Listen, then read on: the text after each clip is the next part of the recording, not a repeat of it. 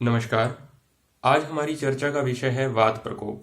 यह व्याख्यान सुनने के बाद हम समझ पाएंगे कि वात प्रकोप किस प्रकार होता है, वात का प्रशमन किस प्रकार होता है, ख वैगुण्य क्या होता है, स्रोतोदुष्टि क्या होती है एवं अनेकानेक व्याधियों की संप्राप्ति आज इस व्याख्यान को सुनने और समझने के बाद शुद्ध हो जाएगी। तो चलिए शुरू करते हैं हमारा आज का व्याख्यान।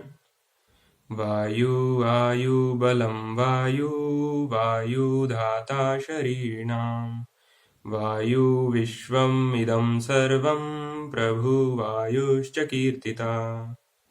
नमस्कारः। आज हम वात प्रकोप समझेंगे, परंतु वात प्रकोप पर चर्चा करने से पूर्व वात संकल्पना जो हमने इससे पूर्व के व्याख्यान में देखी थी उसका सार यहाँ पर कह देना उचित होगा। तो वात संकल्पना का सार क्या है? वात संकल्पना का सार ये है कि जिस वायु की, जिस वात दोष की हम हमारे आयुर्वेद शास्त्र में चर्चा करते हैं एवं उसकी चिकित्सा करते हैं, वह वायु पंचभौतिक वायु जो कि एयर वो नहीं है। यानी कि हम जिस पर चर्चा करेंगे वह वो शक्ति स्वरूप वायु है जिसके अभाव में पित्त, कफ एवं अन्य सर्व धातु एवं मल पंगु हो जाते हैं। तो इस प्रकार की जो वायु है, शक्ति स्वरूप वायु है, ऐसा जो वात दोष है उसका प्रकोप किस प्रकार होता है, वह किस प्रकार से व्याधियों की उत्पत्ति करता है, वह जब प्रशमित होता है तो वह किस प्रकार होता है, इस सब की चर्चा हम आज वात प्रकोप के व्याख्यान में करेंगे। परंतु उससे पूर्व मैं फिर से दोहराऊंगा कि आप इसको ध्यान में रखिए कि जो एयर है उसको वायु मत समझिए। अगर आप वायु को, वात दोष को एयर समझ करके ये व्याख्यान सुनेंगे तो इसका कोई भी फायदा नहीं है। तो इसलिए सबसे पहले, सबसे महत्वपूर्ण यह है कि आप वायु को शक्ति स्वरूप वायु के रूप में अपने हृदय में स्थान दें और फिर इस व्याख्यान को सुनना प्रारंभ करें। तो अब हम ये समझ चुके हैं कि जो एयर है वह वायु नहीं है, वह पंचभौतिक वायु है, हमारे वातावरण में है, परंतु जिसकी हम चर्चा करेंगे वह वात दोष, वह वायु शक्ति स्वरूप वायु है जिसके अभाव में पित्त, श्लेष्मा एवं अन्य सर्व धातु एवं मल जो हैं पंगु हो जाते हैं। तो वात प्रकोप समझने के लिए हम प्रारंभ करेंगे वात कलाकली अध्याय। इस अध्याय को हम शुरुआत से पढ़ेंगे। द्वादशो अध्यायः अथातो वात कलाकलियम अध्यायम व्याख्यास्यामः इतिह समाह भगवानात्रेयः। अब यहाँ पर वात कलाकलियम अध्याय, ये इस अध्याय का नामकरण किया गया है। इसका अर्थ क्या है? वात कला अकला, वात के कला और अकला के बारे में जिस अध्याय में विचार किया गया है, जिसके लिए वह अध्याय लिखा गया है, वह वात कलाकली अध्याय है। अब ये कला और अकला क्या है, तो इसके लिए टीका हमें मदद करती है। चक्रपाणी जी कहते हैं तेन वात कलाकलियो वात गुण दोषीय इति अर्थः। अर्थात वात के जो गुण दोष हैं उनकी चर्चा जिस अध्याय में की गई है उसको वात कलाकली अध्याय कहते हैं। कला का अर्थ होता है गुण और अकला का अर्थ होता है दोष। तो इस प्रकार से वात के गुण और दोषों की जिसमें चर्चा की गई है वह वात कलाकली अध्याय है। तो इसका एक और अर्थ होता है, कला का एक अर्थ होता है सूक्ष्म और अकला का अर्थ होता है अति सूक्ष्म, सूक्ष्म का भी सूक्ष्म यानी कि अति सूक्ष्म। तो वात के सूक्ष्म अति सूक्ष्म भावों का जिसमें विचार किया गया है या वात के गुण दोषों का जिस अध्याय में विचार किया गया है वह वात कलाकली अध्याय है और उसकी हम चर्चा यहां से प्रारंभ कर रहे हैं। अब हम देखेंगे तीसरा सूत्र। वात कला कला ज्ञानम अधिकृत्य परस्पर मतानि जिज्ञास्यमानः समुपविश्य महर्षयः पप्रच्छु अन्योन्यम। अर्थात वात कला कला ज्ञानम, हमने देखा वात के गुण एवं दोष, तो इनको अधिकृत करके, अधिकृत्य यह त्वांतव्य है। जब दो शब्दों को, दो वाक्यों को जोड़ा जाता है तब वहां पर यह प्रत्यय लगता है। इसका अर्थ होता है करके। अर्थात वात के गुण एवं दोषों को दोषों का जो ज्ञान है, वात के सूक्ष्म अति सूक्ष्म भावों का जो ज्ञान है, उनको अधिकृत करके, हमारा अधिकरण यहाँ पे वो क्लियर कर रहे हैं कि हमारे इस अध्याय का अधिकरण है वात के गुण एवं दोष, वात के सूक्ष्म एवं अति सूक्ष्म भावों की चर्चा, ये हमारा अधिकरण है। और इसको अधिकृत करके परस्पर मतानी, एक दूसरे के मत, जिज्ञास्यमानः अर्थात जानने की इच्छा, ये है प्रेजेंट कंटिन्यूअस टेंस। जिज्ञास्यमानः यानी कि जानने की इच्छा रखते हुए, जानने की इच्छा रखते हुए, क्या जानने की इच्छा रखते हुए? परस्पर मतानी, एक दूसरे के मत को जानने की इच्छा रखते हुए, समुपविश्य, वे स्थित हुए, कौन? महर्षियः, तो वे सर्व महर्षि एक जगह पर एकत्रित हुए। किस लिए एकत्रित हुए?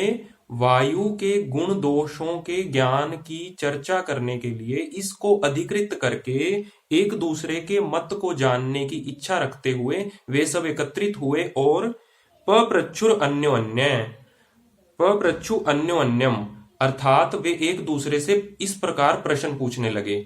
तो इस अध्याय में एक संभाषा हुई है और इसमें महर्षियों ने आपस में एक दूसरे से कुछ प्रश्न पूछे हैं और उन प्रश्नों के उत्तर में ही हमारा वात प्रकोप का ज्ञान संकलित है। तो इसको हमें समझना बहुत ही आवश्यक है। तो वहां पर कुछ प्रश्न पूछे गए हैं। वे प्रश्न हैं, किम गुणो वायु, किम अस्य प्रकोपणम। कहते हैं किम गुणो वायु, किम अर्थात होता है कौन या क्या, तो वायु के गुण क्या हैं, यह पहला प्रश्न संभाषा में पूछा गया। दूसरा प्रश्न पूछा गया किम अस्य प्रकोपणम, इसको प्रकोपित करने वाले कौन है, इसको मतलब वायु को, तो वायु को प्रकोपित करने वाले कौन है। तीसरा प्रश्न पूछा गया उपशमनानि व अस्य कानि, अर्थात वायु का उपशमन करने वाला कौन है। फिर चौथा प्रश्न जो पूछा गया है वह प्रश्न बहुत ही महत्वपूर्ण है और इस प्रश्न के उत्तर से ही वात प्रकोप की सर्व अवस्थाएं हमें जो हैं शुद्ध हो जाती हैं, क्लियर हो जाती हैं। तो वह चौथा प्रश्न जो कि बहुत ही महत्वपूर्ण है उसको ध्यान पूर्वक सुनिए। कथम च एनम असंघातवंतम अनवस्थितम अनासाद्य प्रकोपण प्रशमनानि प्रकोपयंती प्रशमयंती वा। तो ये प्रश्न है कथम, कैसे, च एनम असंघातवंतः, यहां पर वायु के बारे में चर्चा की जा रही है और उसको तीन जो है विशेषण दिए हैं। पहला विशेषण है असंघातवंतः, यानी कि जो वायु है वह असंघातवंत है। असंघातवंत का अर्थ क्या है वह टीका में दिया है, असंघातम इति पित्त श्लेष्मा वद अव्यव असंघातर हितम। जिस प्रकार से पित्त और श्लेष्मा का संघात होता है उसका हमें प्रत्यक्ष होता है, इस प्रकार वायु का संघात नहीं होता है। दूसरा विशेषण वायु को दिया गया है अनवस्थितम, तो वायु जो है वह अनवस्थित है। इसका भी टीका में अर्थ दिया है अनवस्थितम इति चल स्वभावम, यानी वायु जो है वह चल स्वभावी है। तो दूसरा विशेषण वायु का हो गया अनवस्थितम जो कि चल स्वभावी है। तीसरा जो विशेषण दिया गया है अनासाध्य, अनासाध्य का अर्थ जो है हमें मिलता है टीका में अनासाध्य इति चलत्वेन अनिबिडित अव्यत्वेन इति मंतव्यम, अर्थात निबिड़ का अर्थ होता है डेंस, निबिड़ का अर्थ होता है थिक। तो जो अनिबिड़त्वेन है, अपने चल गुण के कारण, अपने चल गुण के कारण जो डेंस नहीं है वो वायु है, तो ऐसी वायु अनासाध्य कही जाती है। तो इस प्रकार से ये तीन विशेषण वायु को दिए हैं। अब प्रश्न क्या है कि ऐसी वायु जो असंघातवंत है यानी कि जिसका संघात नहीं है, ऐसी वायु जो अनवस्थित है यानी कि जो चल स्वभावी है, ऐसी वायु जो अनासाध्य है, इस प्रकार की वायु प्रकोपण प्रशमनानि प्रकोपयंती प्रशमयंती वा, इस वायु को प्रकोपित करने वाले द्रव्य या प्रकोपित करने वाले जो भाव हैं वे इसको प्रकोपित किस प्रकार करते हैं और इसको जो प्रशमित करने वाले भाव हैं वो इसको प्रशमित किस प्रकार से करते हैं। तो इतना सुंदर ये प्रश्न पूछा गया है। अगर यह प्रश्न पूछा नहीं जाता तो सर्व व्याधियों की संप्राप्ति हम समझ ही नहीं सकते थे। तो यह बहुत ही महत्वपूर्ण प्रश्न है जिसका उत्तर भी बहुत महत्वपूर्ण है, जिससे हमारी वात प्रकोप की जो कल्पना है वो शुद्ध हो जाएगी और अन्य सर्व व्याधियों की संप्राप्ति भी हम समझ पाएंगे। ख वैगुण्य हम समझ पाएंगे, स्रोतो दुष्टि हम समझ पाएंगे, व्याधि किस प्रकार होती है ये भी समझ पाएंगे। तो ये 4 प्रश्न जो पूछे गए हैं, ये 4 प्रश्न जो हैं हमें वात प्रकोप का उत्तर दिलाने में समर्थ हैं। अब इसके बाद 5वां एक और प्रश्न पूछा गया है। वह प्रश्न हम देख चुके हैं वात संकल्पना में, परंतु उसको मैं दोहराऊंगा। कानीच अस्य कुपित कुपितस्य शरीर शरीर चरस्य शरीरेषु चरतः कर्माणि बहि शरीरेभ्यो वेति। अर्थात कुपित और अकुपित अवस्था में जो वायु है वह शरीर के भीतर एवं शरीर के बाहर कौन से कर्म करती है, ये उनका 5वां प्रश्न है। इसका उत्तर हम देख चुके हैं वात संकल्पना में। अभी जो हमारी चर्चा का विषय है वे हैं ये 4 प्रश्न। किम गुणो वायुः, किम अस्य प्रकोपणम, उपशमनानि व अस्य कानि, कथम च एनम असंघातवंतम अनवस्थितम अनासाध्य प्रकोपण प्रशमनानि प्रकोपयन्ति प्रशमयन्ति वा। तो इन 4 प्रश्नों का उत्तर अगले 4 श्लोकों में दिया गया है, जिससे हमारी वात प्रकोप की कल्पना शुद्ध होगी। तो सबसे पहले जो प्रश्न पूछा गया है, किम गुणो वायु, वायु के गुण क्या हैं, इसका उत्तर अगले श्लोक में दिया है। श्लोक क्रमांक 4, अत्र उवाच कुशः सांकृत्यायन रूक्ष लघु शीत दारुण खर विशदाः षडीमे वात गुणा भवन्ति। तो यहां पर सांकृत्यायन बोले कि रूक्ष लघु शीत दारुण खर और विशद ये 6 वात के गुण हैं। तो ये 6 गुण उन्होंने वायु के यहां पर बताए हैं, परंतु ग्रंथ में जो अन्य गुण वायु के बताए हैं उनका भी हमें यहां पर ग्रहण करना चाहिए। तो अतिदेश तंत्र युक्ति से अन्य ग्रंथ में दिए गए वायु के जो गुण हैं उनका भी हम यहां पर ग्रहण कर लेंगे। इसका एक उदाहरण है चरक संहिता सूत्र स्थान प्रथम अध्याय और 59 नंबर का जो सूत्र है उसमें कहा है रूक्षः शीतो लघु सूक्ष्म चलो अथ विशदा खरा। तो ये भी जो है वायु के गुण बताए हैं, इनका भी ग्रहण हमें यहां पर करना चाहिए। इसके लिए जो तंत्र युक्ति हमने प्रयोग की है अतिदेश तंत्र युक्ति। तो यहां पर हमें पता चला कि वायु के गुण क्या हैं। अब हमें पहले प्रश्न का उत्तर मिल गया है कि वायु के गुण क्या हैं। रूक्ष आदि जो गुण हैं वे वायु के गुण हैं। अब दूसरे प्रश्न का उत्तर किम अस्य प्रकोपणम, यह जो हमारा दूसरा प्रश्न है इसका उत्तर इसके अगले सूत्र में दिया है। अगला सूत्र है 5वां सूत्र, तच्छ्रुत्वा वाक्यम कुमार शिरा भरद्वाज उवाच। यह वाक्य सुनकर के कुमारशिरा भरद्वाज बोले, एवं एतद यथा भगवान आहा, जैसा इन्होंने कहा है, एत एव वात गुणा भवंती, यही वात के गुण है। उन्होंने उसका अनुमोदन किया और कहा यही निश्चय से वात के गुण है। उसके बाद वे कहते हैं किमस्य प्रकोपणम का उत्तर देते हैं कि वायु का प्रकोप किस प्रकार होता है, और ये बहुत ही सुंदर उन्होंने उत्तर दिया है। और कोई भी व्याधि की संप्राप्ति समझने के लिए ये उत्तर जो है हमें बहुत सहाय करता है। इसको ध्यान पूर्वक सुनिए।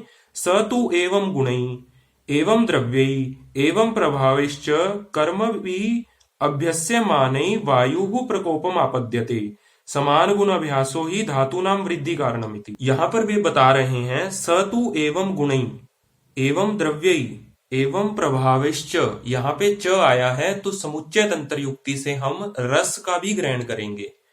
और कर्म भी अवश्यमान, यानी कि वायु के जो समान गुण वाले, समान द्रव्य वाले, समान प्रभाव वाले, समान रस वाले, समान कर्म वाले भावों का जब अभ्यास किया जाता है तो उससे वायु का प्रकोप होता है। कितना सुंदर वर्णन है। और ये वर्णन जब तक हम समझेंगे नहीं कि वायु का प्रकोप किस प्रकार हो रहा है, यहाँ पे ये निदान करने के लिए हेतुओं का वर्णन है। ये हर व्याधि में समझना ही समझना है कि व्याधि हुई तो वो किस प्रकार हुई। हम जब संप्राप्ति समझते हैं तो सबसे पहले हमें क्या पता होना चाहिए, हमें उसका निदान करना है। तो निदान करने के लिए हमें सर्वप्रथम उसके हेतु निकालने हैं। तो हेतु जब हैं, जो हेतु हैं वो हमें कहां से पता चलते हैं कि सतु एवं गुणई, सतु एवं द्रव्यई, सतु एवं प्रभावई, सतु एवं कर्म, सतु एवं रस। तो इस प्रकार से इनका हमें ध्यान करना आवश्यक है। अब उन्होंने कहा है अवश्य माने वायु प्रकोपम आपद्यते। अवश्य माने का क्या अर्थ है, टीका में दिया है अभ्यस्य माने इति असकृत प्रयुक्ते। असकृत प्रयोग जो है इसको अभ्यस्य माने कहते हैं, यानी कि इन भावों का सतत सेवन। असकृत जो शब्द है इसका जब हम शब्दकोश में अर्थ देखते हैं मोनर विलियम्स, आप्टे, शब्दकल्पद्रुम, अमरकोश, वाचस्पत्यम, इन सब जो शब्दकोश हैं इनके अंदर असृक का जो अर्थ दिया है वह है वेरी ऑफन, यानी कि repeatedly used again and again, यानी कि एक ऐसा व्यक्ति जो वायु के प्रकोप करने वाले, वायु के समान गुण वाले, वायु के समान द्रव्य वाले, वायु के समान प्रभाव वाले, वायु के समान रस वाले, वायु के समान कर्मों का, इन भावों का सतत सेवन करता है तो उसके शरीर में वायु का प्रकोप होता है। तो इस प्रकार से ये हमें समझ में आता है। उसके बाद कहते हैं समान गुण अभ्यासो ही धातु नाम वृद्धि कारणमिति। यहां पर तंत्र युक्ति का प्रयोग होता है, हेतु अर्थ तंत्र युक्ति।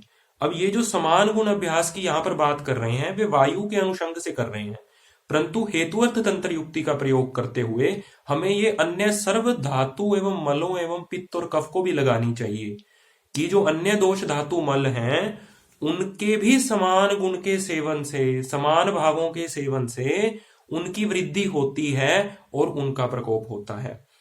अब यहां पे हम जो बात कर रहे हैं सिर्फ वृद्धि की कर रहे हैं, तो यहां पे हमें समझना चाहिए कि ये वृद्ध्यात्मक प्रकोप का वर्णन है। हमने वायु संकल्पना शुरू करने से पूर्व प्रकोप समझा था, तो हमें पता चला था कि प्रकोप का मतलब केवल वृद्धि नहीं है, परंतु यहां पे जो वर्णन है वह वृद्ध्यात्मक प्रकोप का वर्णन है। ऐसा ही वर्णन हमें चरक संहिता सूत्र स्थान के प्रथम अध्याय में मिलता है, उसको देख लेंगे। चरक संहिता सूत्र स्थान प्रथम अध्याय 59 नंबर का सूत्र, विपरीत गुणै द्रव्यई मारुतः संप्रशाम्यति। जो वायु के गुण कहे हैं उनके विपरीत गुण वाले द्रव्यों का सेवन करने से वायु का प्रशमन होता है, यानी कि उनके समान गुण वाले द्रव्यों का सेवन करने से वायु का प्रकोप होता है। तो यहां पर जो प्रकोप की बात की जा रही है, टू बी वेरी क्लियर, ये वृद्ध्यात्मक प्रकोप की बात की जा रही है। यहां पे क्षयात्मक प्रकोप या अन्य विकृति की बात नहीं की जा रही है। इसका प्रमाण क्या है कि आप देखिए, अभी हम 12वें अध्याय में हैं, आप 17वें अध्याय में देखिए, यहां पर 17वां अध्याय कियंता शीर्षी अध्याय का 112 नंबर का सूत्र है। यहां पे 3 गति दी हैं, क्षय स्थानम च वृद्धिश्च दोषानाम त्रिविधा गति। दोषों की 3 गति बताई है, क्षय गति, स्थान गति एवं वृद्धि गति। तो स्थान गति उसकी प्राकृत अवस्था है, वृद्धि गति है जिसकी हम चर्चा कर रहे हैं, और क्षय भी एक गति होती है जिसकी चर्चा आगे ग्रंथकर्ता ने की है। एक बार में हमें कंफ्यूज नहीं कर रहे हैं और लेयर बाय लेयर हमारे को एक डीपर लेवल पर, डीपर अंडरस्टैंडिंग की तरफ हमारे ग्रंथकर्ता हमें लेकर के जा रहे हैं। तो हम यहाँ पर किसकी चर्चा कर रहे हैं? वृद्ध्यात्मक प्रकोप की। इसका मतलब ये नहीं है कि प्रकोप का मतलब सिर्फ वृद्धि होता है। प्रकोप का मतलब कोई भी विकृति जो प्राकृत अवस्था से अन्य है वह विकृति है, विकृति मात्र ही प्रकोप है। तो अब हम चर्चा कर रहे हैं यहां पर वृद्ध्यात्मक प्रकोप की। तो हमें 2 प्रश्नों का उत्तर मिल गया कि वायु के गुण क्या हैं और वायु का प्रकोप कैसे होता है, ये हमें समझ में आ चुका है। और वायु का प्रकोप कैसे होता है ये समझ में आने का मतलब है हमें उसके हेतुओं का पता चल चुका है। यानी कि अगर इन हेतुओं का सेवन हुआ है, आप संप्राप्ति लिख रहे हो, संप्राप्ति समझ रहे हो, तो आपको सबसे पहले ये पता होना चाहिए कि जो दोष बड़ा है, जो दोष का प्रकोप हुआ है, उसके गुण क्या है और उसके हेतु क्या है, यानी कि उसके समान गुण का सेवन हुआ है या नहीं। तो इससे हमारी जो है संप्राप्ति शुद्ध हो जाती है। तो अब हमें निदान पता चल चुके हैं। उसके बाद तीसरा प्रश्न है उपशमनानि व अस्य कानि। इस तीसरे प्रश्न का उत्तर दिया है अगले सूत्र में। अगला सूत्र है 6ठा सूत्र, तच्छ्रुत्वा वाक्यम कांकायनो भालिक विशग उवाच एवं एतद यथा भगवान आह एतानि एव प्रकोपणानि वात प्रकोपणानि भवन्ति। अर्थात कांकायन भालिक इन वचनों को सुनकर बोले कि जैसा आपने कहा है बिल्कुल वैसा ही है, वात के प्रकोप के यही कारण होते हैं, वात का प्रकोप इन्हीं से होता है। और फिर वे कहते हैं अतो विपरीतानि, इसके विपरीत वातस्य प्रशमनानि भवन्ति, यानी कि यहां पर सामान्य विशेष का सिद्धांत प्रयोग करके वे कह रहे हैं कि समान गुण के अभ्यास से तो उसकी वृद्धि होकर प्रकोप होता है, और उसके विपरीत यानी कि विशेष का सेवन करने से वात का जो है प्रशमन हो जाता है। फिर वे कहते हैं प्रकोपण विप्रयो ही धातूनाम प्रशम कारणम इति, अर्थात प्रकोप के जो विप्रय हैं यानी कि प्रकोप के विपरीत जो अन्य भाव हैं उनका सेवन करने से प्रशमन हो जाता है। तो इस प्रकार से उन्होंने अन्य दोष धातु मल, फिर से हेतुअर्थ तंत्र युक्ति लगाकर हम अन्य दोष धातु एवं मलों के लिए भी ऐसा समझ लेंगे कि विशेष का प्रयोग करने से यानी कि विपरीत गुण का अभ्यास करने से उस दोष का प्रशमन हो जाता है। तो अब हमें 3 प्रश्नों का उत्तर मिल चुका है। अब हम देखेंगे चौथा प्रश्न क्या था।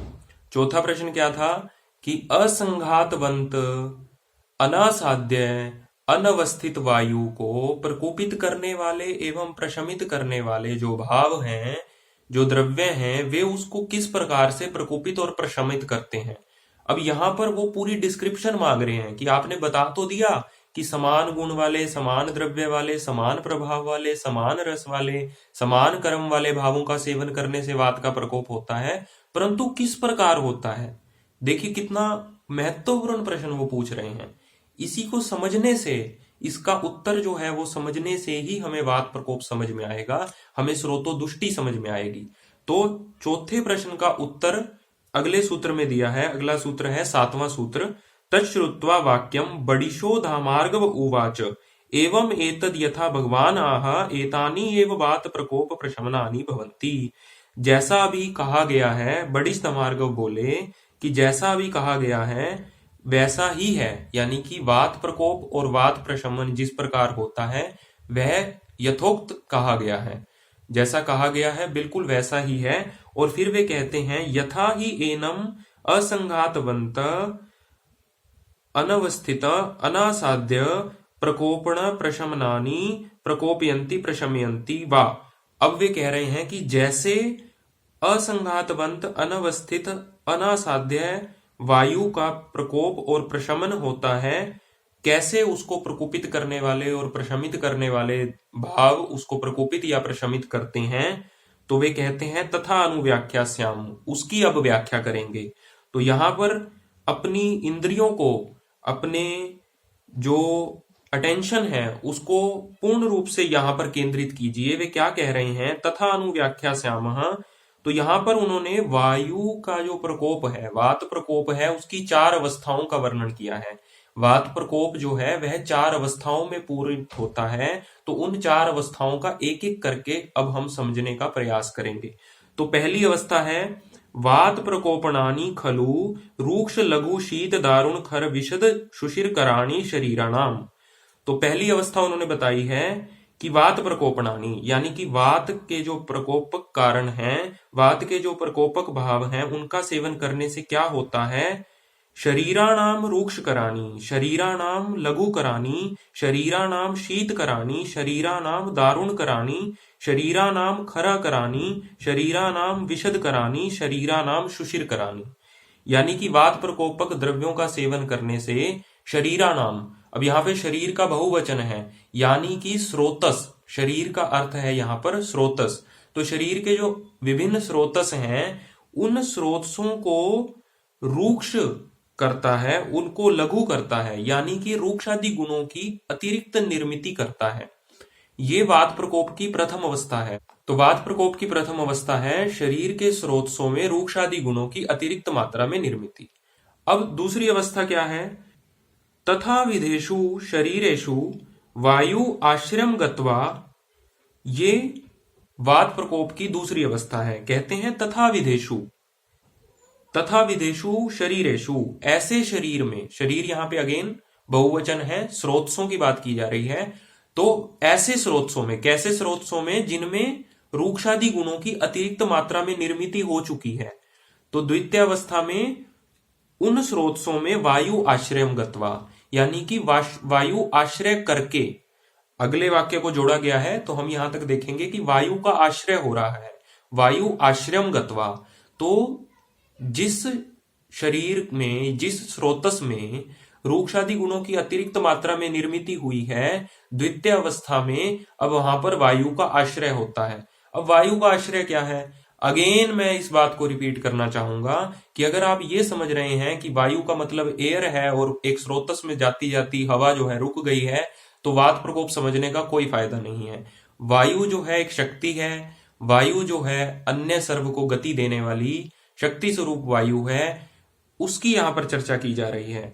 तो ऐसी वायु आश्रय कर जाती है का अर्थ क्या है कि आप समझिए एक वायर में से करंट फ्लो कर रहा है, तो वो कहीं पे हमने उसका जो है फ्लो रोक दिया, यानी कि वायर को लूज कर दिया, वहां से हमने कट कर दिया वायर को, तो अब करंट आगे फ्लो करेगा? नहीं करेगा। तो वायु का आश्रय होना यानी कि ये करंट फ्लो रुक गया। अब करंट फ्लो रुक गया ये तो कोई बात नहीं, वायर में तो इतना ही है कि वायर में से करंट फ्लो कर रहा था, अब करंट फ्लो नहीं हो रहा है। लेकिन हमारे शरीर में ऐसा नहीं होता। शरीर के स्रोतों में वायु अपने साथ जिसका वह स्रोतस है, उस स्रोतस के अंदर वाह्यमान घटकों को लेकर के जा रहा था। जैसे उदाहरण के लिए रस व स्रोतस है, तो रस व स्रोतस में वायु की गति से व्यानेन ही रस धातु विक्षेपो उचित कर्मणा, तो वायु जो है वो अपनी गति अपने द्वारा जो है रस धातु को रस व स्रोतस में से लेकर के जा रहा था। अब जब वायु आश्रय कर गया, अर्थ क्या है कि वायु जिन घटकों को लेकर के जा रहा था, जो उस स्रोतस के वाह्यमान घटक हैं, वे रुक जाएंगे। उनका रुकना ही वायु आश्रय है, यहां पर वायु को कुछ नहीं होता है। तो ये बात हमें यहां पर समझनी बहुत जरूरी है। वायु का आश्रय अर्थात जो उस स्रोतस के वाह्यमान घटक धातु हैं, उनका वहां पर रुक जाना, यही वायु आश्रय गत्वा। अब तृतीय अवस्था आती है। तृतीय अवस्था में कहते हैं आप्यमानः, वायु आश्रम गत्वा आप्यमानः। गत्वा क्या है? दो वाक्यों को जोड़ने के लिए प्रयोग किया गया त्वांतव्य है, यानी कि वायु आश्रय करके आप्यमानः, यानी कि जो उसके अंदर वाह्यमान धातु घटक थे। अब देखिए एक स्रोतस है, उस स्रोतस के अंदर पहले रूक्षादि गुणों की अतिरिक्त मात्रा में निर्मिति हो गई। दूसरे स्टेप में क्या हुआ कि वहां पर वायु आश्रय कर गई, यानी कि रूक्षादि गुणों की अतिरिक्त निर्मिति के कारण जो वाह्यमान धातु घटक थे उनको वायु अब वहन करके नहीं लेकर के जा रहा है, और वे वाह्यमान धातु घटक वहीं पर रुक गए। अब वहां पर रुक गए तो उसके बाद क्या होगा? आप्यायमानः, यानी कि तृतीय अवस्था आएगी। जो पीछे से फ्लो आ रहा है वाह्यमान धातु घटकों का, उसके कारण वहां पर ही आप्यायमानः शुरू हो जाएगा। यानी कि आप्यायमानः का अर्थ है, टीका में दिया है, आप्यायमानः इति चीयमानः, अर्थात वे वहां पर एकत्रित होने लग जाएंगे।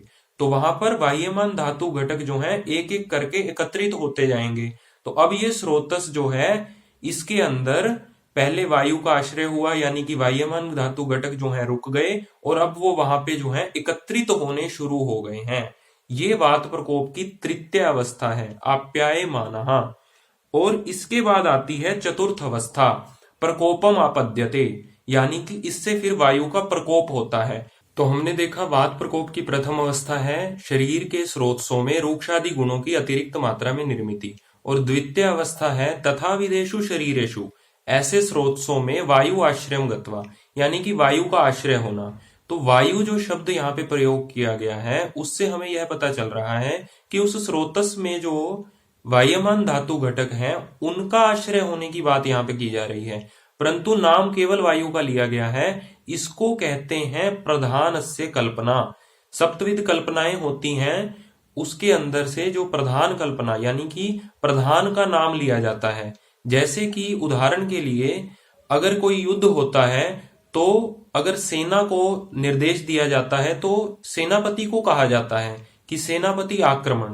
तो इस प्रकार से सेना को जो निर्देश दिया जाना है, उसके लिए हमने केवल सेनापति को ही कहा है, जो उसका प्रधान है। तो प्रधान रूप से यहाँ पे वायु का उल्लेख किया है, परंतु यहाँ पर हमें अन्य सर्व धातु मलों का जो भी उस स्रोतस से वहित होकर के वहन होकर के जा रहे हैं, उन सब का जो है हम इसमें समावेश करेंगे।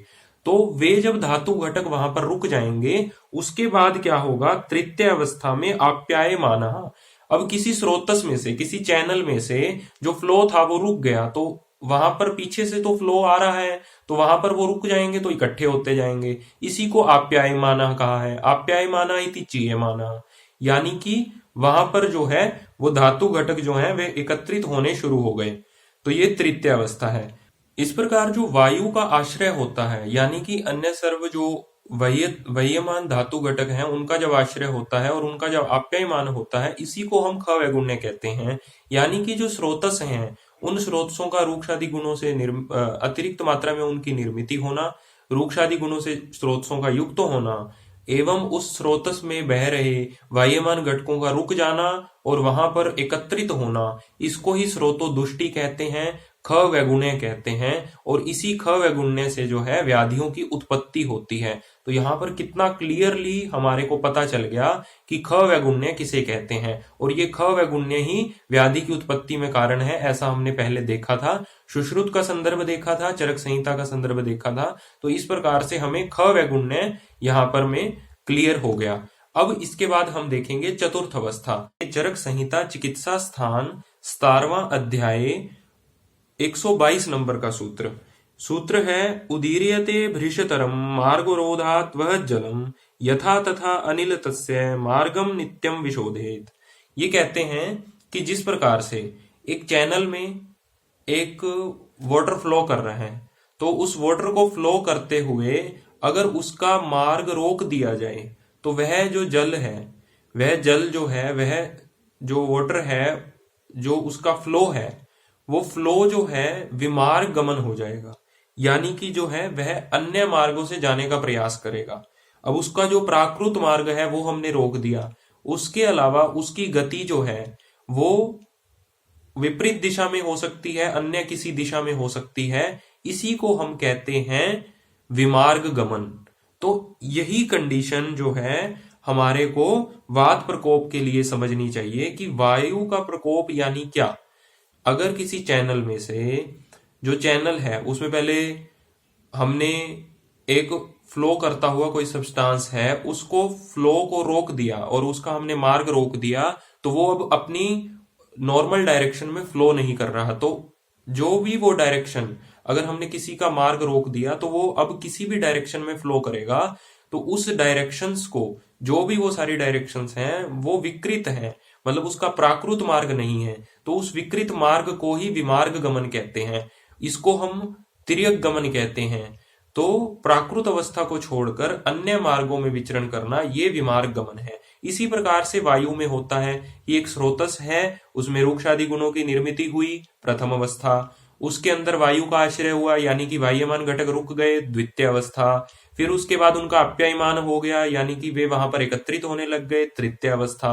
और चतुर्थ अवस्था के अंदर उनका विमार्ग गमन होगा, यानी कि वो वायु की विकृत गति के कारण, अब गति यहां पर भी वायु दे रहा है, परंतु ये वायु की विकृत गति है। प्राकृत गति जो उसकी थी वो रुक गई है, और अब जो है वो विमार्ग गमन हो गया है, उसका तिर्यक गमन हो गया है, इसका उदीर्ण हो गया है, हम कहेंगे। तो यही वात प्रकोप की चतुर्थ अवस्था है। इससे हमारा वात प्रकोप शुद्ध हो जाता है कि सर्वप्रथम वायु के द्वारा, वायु के प्रकोपन आहार के सेवन से शरीर के अंदर एक या अनेक स्रोतसों के अंदर रूक्षादि गुणों की अतिरिक्त मात्रा में निर्मिति हो जाती है, जो कि विकृति है। यानी कि नॉर्मल अवस्था में, नॉर्मल कंडीशन के अंदर जो स्रोतस हैं वो स्निग्धादि गुणों से युक्त होते हैं, तभी उनके वाह्यमान घटकों का सामान्य फ्लो जो है, सामान्य जो उनका वहन है वो होता है। परंतु जब वात प्रकोप होता है तो उसकी प्रथम अवस्था में वह रूक्षादि गुणों से युक्त हो जाता है। द्वितीय अवस्था में जो है वहां पर वायु आश्रय कर जाती है, यानी कि वाह्यमान घटक जो हैं वे रुक जाते हैं, और तृतीय अवस्था में उनका आप्यायमान हो जाता है, यानी कि वे एकत्रित होना शुरू हो जाते हैं। और चतुर्थ अवस्था में क्या होता है कि उनका उदीर्ण होता है, उनका विमार्ग गमन होता है, वे अपना प्राकृत मार्ग छोड़ करके अन्य मार्गों में विचरण करने लग जाते हैं। इसको हम कलेक्टिवली इन चार अवस्थाओं को वात प्रकोप कहते हैं। अब इसको थोड़ा सा और क्लियर करने के लिए एक संदर्भ हम और देखेंगे। चरक संहिता चिकित्सा स्थान वात व्याधि अध्याय 28वां अध्याय, उसका 18 नंबर का सूत्र है। कहते हैं देह स्रोतांसी रिक्तानी पूरयित्वा अनिलो बली करोति विविधान व्याधिन सर्वांग एकांग संश्रितान। अब वात प्रकोप समझने के बाद इसको समझना सरल हो जाता है कि देहे स्रोतांसी रिक्तानी, अर्थात देह यानी कि जो शरीर है स्रोतांसी, उसके स्रोतस जो हैं रिक्तानी, उनको रिक्त करके पूरयित्वा अनिलो बलि। अब वात प्रकोप में वे क्या कह रहे हैं, स्रोतसों को रिक्त। अब यहाँ पे रिक्त से हमारे को लिटरली इसका जैसे हिंदी मीनिंग है कि खाली हो जाना, ऐसा अर्थ नहीं लेना चाहिए। हमें ग्रंथकर्ता को क्या अर्थ अभिप्रेत है उसको समझना चाहिए। तो उसके लिए हमारे को क्या करना चाहिए, टीका समझनी चाहिए। टीका में कहते हैं रिक्तानी इति तुच्छानी स्नेह आदि गुण शून्यानि इति अर्थः। रिक्तानी का क्या अर्थ है, स्नेह आदि गुणों से शून्य, स्नेह आदि गुणों से शून्य अर्थात रूक्षादि गुणों से युक्त। इसका विपर्य क्या हुआ, रूक्षादि गुणों से युक्त। तो स्रोतस जो है रूक्षादि गुणों से युक्त होते हैं, इसका अर्थ होता है रिक्तानी। उसके बाद क्या होता है, पूरयित्वा। अब उधर वहां पर पूर्ण होता है। तो हमने जैसे वात प्रकोप समझा है कि पहले रूक्षादि गुणों से युक्त होते हैं स्रोतस, उसके बाद वायु आश्रय करता है, अर्थात वाह्यमान जो धातु घटक हैं वे रुक जाते हैं और उनका अप्यायमान होता है, यानी कि उनका वहां पर पूर्ण होता है। तो इसी को पूर्ण कहा है। और फिर जो हमने देखा था कि उनका अप्ययमान होकर के उदीर्ण होता है, विमार गमन होता है, इसको ही वात प्रकोप कहते हैं। और इसी से विविध प्रकार की व्याधि की उत्पत्ति होती है। वे कहते हैं करोति विविधान व्याधीन, और ये विविध प्रकार की व्याधियों की उत्पत्ति करता है। सर्वंगई एक अंगई संश्रितान, सर्वंग में अथवा तो एक अंग में जितने स्रोतस, एक अथवा अनेक स्रोतस दुष्ट हो सकते हैं, तो जो जो स्रोतस दुष्ट होते हैं वहां पर इसका संश्रय होता है और सर्वांग और एक अंग में विविध प्रकार की व्याधियों की उत्पत्ति होती है। अब यहां पर एक चीज और क्लियर हो जाती है कि प्रकोप जो शब्द है, जैसे षटक्रिया काल में सुश्रुत संहिता में चय वृद्धि प्रकोप, उसके चय वृद्धि, उसके बाद प्रकोप और उसके बाद प्रसर स्थान संश्रय, इस प्रकार से अवस्था दी है। परंतु चरक संहिता में प्रकोप शब्द से स्थान संश्रय तक की अवस्था अभिप्रेत है, अर्थात प्रकोप होकर के, प्रसर होकर के स्थान संश्रय होना, यहां तक की अवस्था का वर्णन प्रकोप शब्द से भिन्न भिन्न स्थानों पर चरक संहिता में किया गया है। ये हमें यहां पर क्लियर हो जाता है। अब हमें यह समझ में आ गया कि वात प्रकोप किस प्रकार होता है। इस वात प्रकोप को समझने के पश्चात हम अनेकानेक व्याधियों की संप्राप्ति समझने में सक्षम हैं। अब हमें यह समझ में आ चुका है कि ख व गुण्य क्या है, हमें यह समझ में आ चुका है कि स्रोतो दुष्टि कैसे होती है और विमार्ग गमन क्या होता है। तो यह समझने के पश्चात अब एक बात और रह जाती है।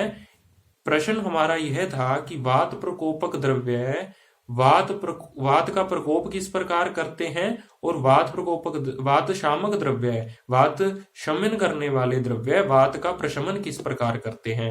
अब हम देखेंगे कि वात प्रशमन किस प्रकार होता है। इसके लिए हम पुनः जाएंगे वात कलाकली अध्याय के 7वें सूत्र में, जहां पे हमने छोड़ा था।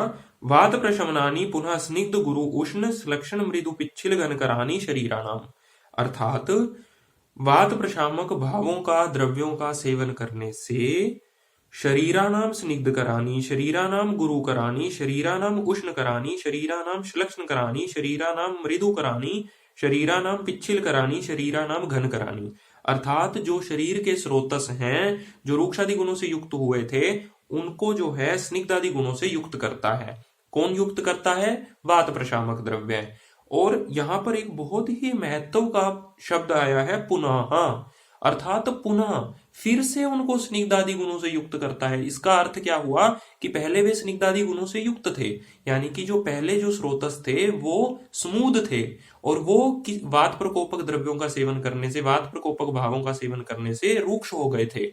और अब वात प्रशामक भावों का सेवन करने से वो पुनः जो है क्या हो रहे हैं, स्मूद हो रहे हैं, स्निग्धादि गुणों से युक्त हो रहे हैं।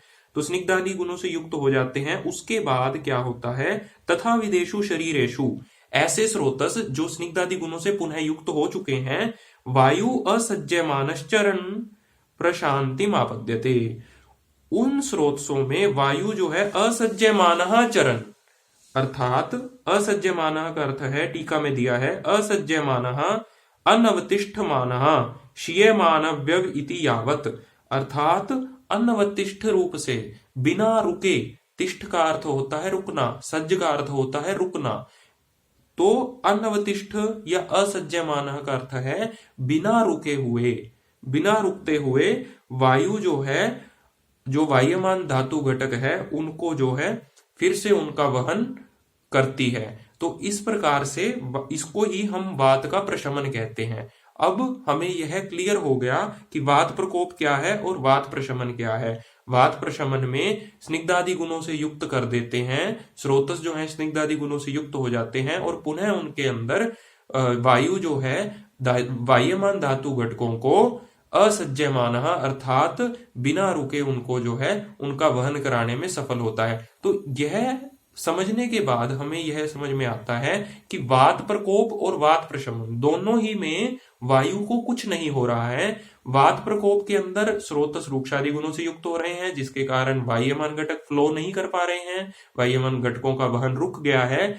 और वात प्रशमन के अंदर जो स्रोतस हैं वो ही रूक्षादि गुणों से युक्त थे, जो स्रोतस उनको हमने स्निग्धादि गुणों से युक्त कर दिया और उनके अंदर जो वायमान धातु घटक हैं वे आराम से जो है धीरे धीरे जैसे जैसे उनकी रूक्षता कम होती जाएगी, स्निग्धादि गुणों से युक्त होते जाएंगे, शनय शनय जो है वे बिना रुके अपने वायमान धातु घटकों को फिर से जो है स्रोतसों में उनका वहन शुरू हो जाएगा। इसी को वात प्रशमन कहते हैं। वात प्रकोप में और वात प्रशमन में दोनों में वायु को कुछ नहीं होता, इसलिए हमने जो इसको कहा है गुणारोप, ये हम वायु पर गुणारोप करते हैं कि वात का प्रकोप हुआ, वात का प्रशमन हुआ। वायु को असल में कुछ नहीं होता है। जैसे सूर्य को न तो उदय होने पर सूर्य को कुछ होता है, न अस्त होने पर कुछ होता है। केवल व्यवहार में हम ऐसा कहते हैं, परंतु हम वास्तव में जानते हैं कि न तो सूर्य उदय हुआ है, न सूर्य अस्त हुआ है। ऐसे ही अब हम यह जानते हैं वायु न तो प्रकुपित हुई है, वायु न तो प्रशमित हुई है।